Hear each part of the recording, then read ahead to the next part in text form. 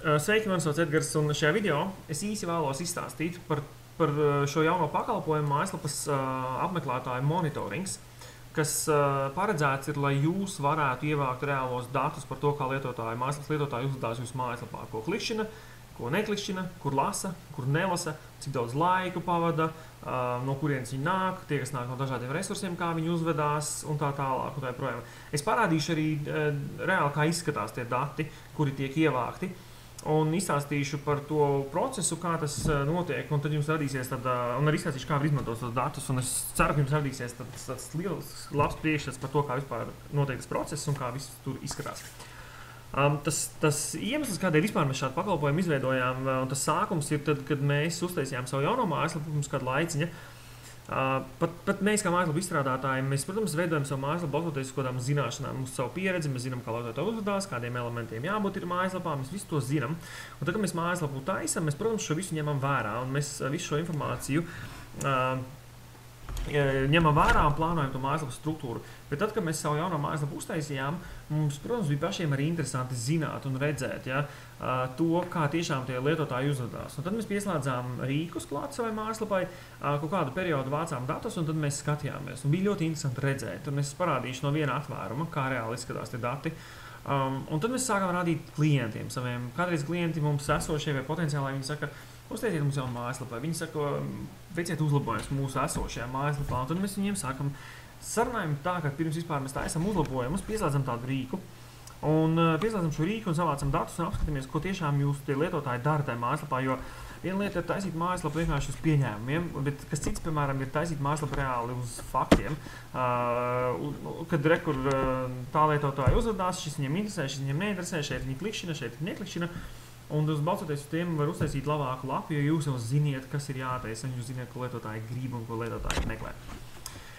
Lūk, un tad klienti mums saka, viņi saka, varētu un uztaisīt, mēs sakam, jā, kāpēc nē, tad pieslēdzam rīku, apskatāmies, un tad mēs sākam domāt, ka jā, interesanti būtu arī piedāvāt citiem un būtu uztaisīt kā pakalpojumu, lai jebkurš, kurš grib uztaisīt savu mājaslapu jauno, jūs varat vienkārši pieslēgt un savākt tos datus un izanalizēt, mēs jums palīdzēsim un jūs varēsiet saprast, kas tur notiek. Daļa no tiem datiem apmēram izskatās šādi. Viena lieta ir, es samazināšu savu video, lai jums netraucētu skatīties ekrānā. Draugs mīļais. Labi, šitā darīsim. Šitā. Viena lieta ir ievākt, piemēram, tāda veida datus, kur lietotāji klikšķina.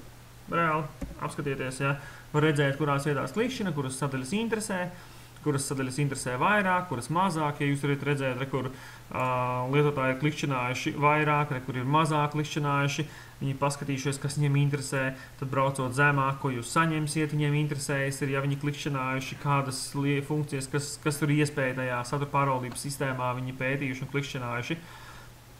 Tad viņi šeit skatiet, te neko nav klikšķinājuši, te ir, es parādīšu citā failā, redzams tur, kad viņi vairāk lasījuši, tad viņi klikšķinājuši uz kontaktu formām, ir gājuši šeit uz leju, un šeit neko nav klikšķinājuši. Te ir kaut kādās sadaļās viņi paklikšķinājuši, paskatījušies.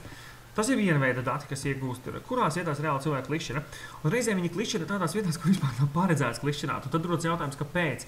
Un tas viens no iemesliem, kādēļ ir tāds, ka viņiem ir kaut kāds tas elements pa sevi liekas, rada to sajūtu, ka tur vajadzētu būt vai no linkam, vai kaut kādai bildē, kuru klikšķina, vai kaut kam jāseko tur ir, un tad ir tajā lietā, tas nozīmē, ka cilvēks gaida, tad ir jādara tā, vai nu jāveido tas ceļš, uz kuru viņš iet, jo, piemēram, viņš gaida, ka tur tas ceļš aizdīs uz kaut kurien un jāturpina tas ceļš uzbūvēt, lai viņam nav slikta pieredze, vai ir tas elements jāpārtaisa tā, lai viņam skaidrs, ka tas nav klikšķināms. Un ja, piemēram, viens uzklikšķina lietotājs, tas ir tā, bet ja tur klikšķina izteikti 1, 2, 3, 4, 5 un klikšķina cilvēku un klikšķina un viņi nedabūja to, ko viņi grib, tad tas ir tāds kā tā vilšanās lietotāju pieredzē, un tas nenāk par labu jūsu mājaslapai un jūsu tiem klientiem, un jums mazāk iespēja, ka jūs piesaistīsiet, un viņi būs tā kā vīlušies tajā pieredzē.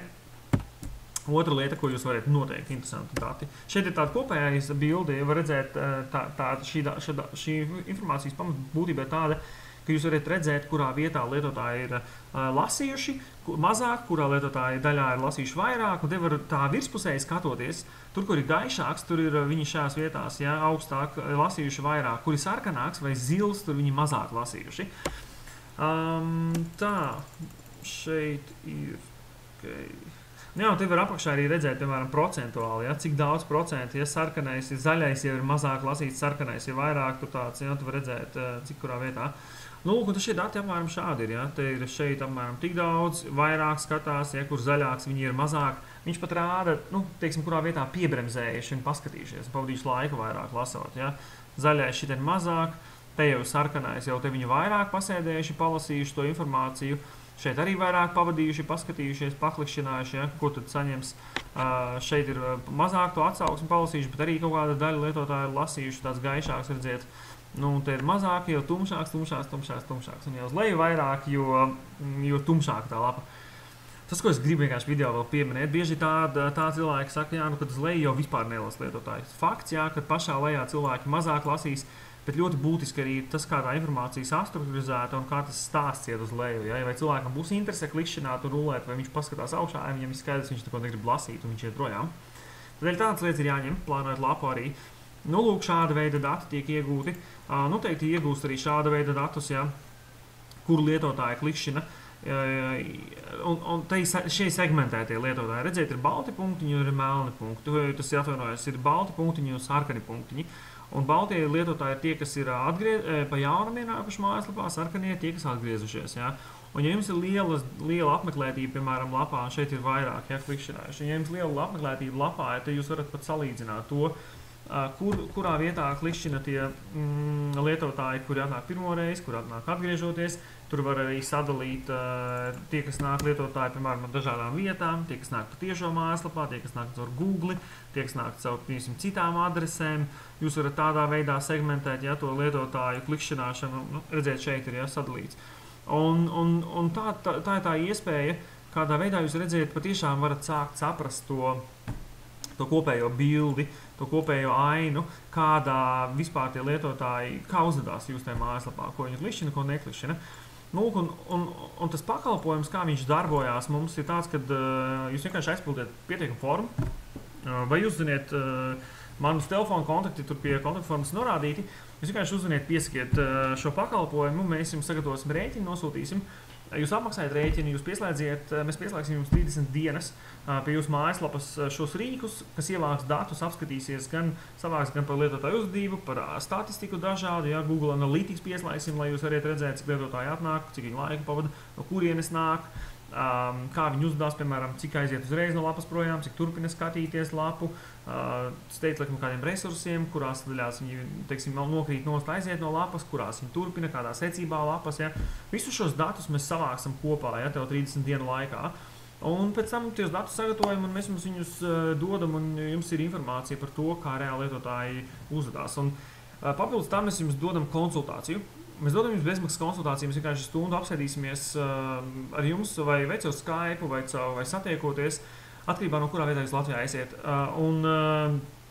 Mēs varam apsēsties un izrunāt, vienkārši mēs izstāstīsim, kad rekur šādi dati, tas nozīmē to šajā vietā, tas nozīmē šo, iesakam jums tā, mēs iedosim jums rekomendācijas, kā jūs variet uzlabot, un tāds apmēram ir tas pakalpojums, un tie jums būs reāli dati, un tad, kad jūs plānosiet savu jauno uzņēmumu mājaslapu, jums nebūs, vai vēlēsieties pārtaisīt to mājaslapu, jums nebūs tā, ka jums no nulles būs reāli jādomā, kā to visu taisīt, bet jums kaut kāds pamats, teiksim, jums nebūs jāmin. Jūs neskriesiet ar aizsietām acīm mežā un domāsiet, kurā virzienā man jāiet, bet jums būs reāli pamatdati, ar kuriem jūs varēsiet sākt jau strādāt un plānot lapu. Un tas pakalpojums mums maksā 360 €, bet līdz februāra beigām, ja jūs pieteiksieties, mēs jums dosim par 290 €, tāpēc, ka mēs gribam, lai jūs izmēģiniet, mēs gribam, lai pēc iespējas vairāk cilvēki dabūja datus, un lai mēs gribam, lai pēc iespējas vairāk uzņēmēji var notestēt šo produktu, un jūs redzēsiet, cik reāli viņš palīdz jums nākotnē. Un tie 290 €, ar kuriem jūs reāli ievāksiet īstos datus, redzēsiet kāda situācija, un tas izplānotais projekts nākamais, ko jūs reāli taisīsiet, nebūs vienkārši jūs dulmā plānots, bet tā nauda būs ieguldīta tā, ka jūs jutīsiet atdevi un labumu no tā. Tādēļ aizpildiet kontaktformu, sazināsimies mēs ar jums un pieslēgsim un vēl veiksmi!